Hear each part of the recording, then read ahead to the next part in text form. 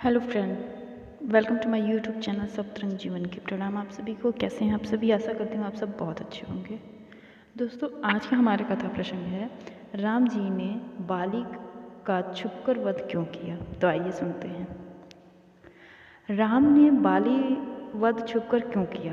क्यों नहीं आमने सामने छाती ठोक कर युद्ध किया? या वह बाली को सामने आने से डरते थे? ये बात मज़ेदार है कि अगर श्री कृष्ण ने इस तरह से बाली को मारा होता तो सवाल नहीं उठते हैं। श्री राम मर्यादा पुरुषोत्तम थे, इसलिए बात उठती है। अगर हम इन सबको सामान्य प्राणी माने तो एक समीकरण बनता है। बाली एक वानर था। वानर अनार्य होते थे, मतलब वो शरीर से भले ही बहुत ताकतवर रहे हों, मल्ल युद्ध में निपुण हों, पर युद्ध कला में पिछड़े थे। कोई भी वानर गदा, तलवार या धनुष बाण से नहीं लड़ता था। ये लोग मुक्के, चट्टान, नाखून से लड़ते थे। बाली में शारीरिक शक्ति भले ही बहुत रही हो, पर वो तीर का सामना कैसे करता? अगर द्वंद्व युद्ध होता तो राम एक तीर से बाली को फिर भी मार ही देते।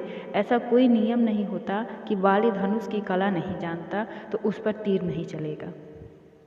राम ने कितने जंगली राक्षसों को एक तीर से मारा जो हथियार नहीं रखते थे। ये वरदान वाली बात है कि सामने वाले की आधी शक्ति बाली में चली जाएगी। अतार्किक लगता है।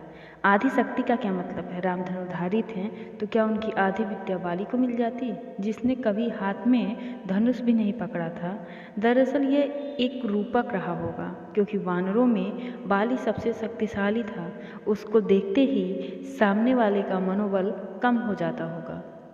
इसको कहा गया कि आधा बल कम हो गया। सुग्रीव को इस बात का डर लगा होगा कि अगर बाली और राम आमने सामने हो गए तो बाली राम की शरण में चला जाएगा। इसलिए उसने राम से अनुरोध किया कि वो बाली के सामने न आए। बाली और सुग्रीव में से चुनना हो तो राम हमेशा सुग्रीव को चुनते, क्योंकि वो भी सताया हुआ था। इसलिए जब सुग्रीव के प्राणों पर संकट आया तो उन्होंने अपने दोस्त की मदद की।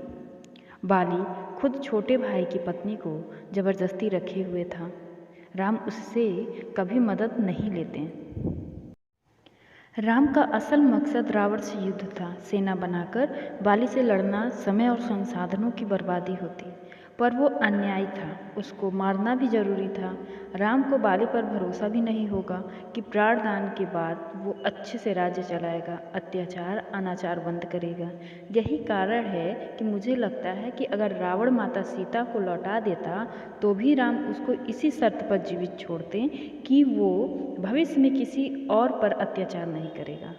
राम सिर्फ अपनी या सुग्रीव की लड़ाई नहीं लड़ रहे थे। बाली और रावण खराब मन के थे, इसलिए इनका सुधरना मुश्किल था। राम के हाथों मृत्यु तय थी। तो दोस्तों, ये सिर्फ हमारे मानव विचार का एक समीकरण है। बाकी तो प्रभु की लीलाओं की हम समीक्षा नहीं कर सकते। वो जो है उसको वैसे ही स्वीकार कर सकते हैं। वो अपने आप में अद्भुत हैं। तो दोस्तों, आशा करते हैं कि ये प्रसंग आप सभी को पसंद आएगा। अगर पसंद आए तो कमेंट सेक्शन में कमेंट करके ज़रूर बताएं। Thank you for watching my video on my YouTube channel. Keep smiling.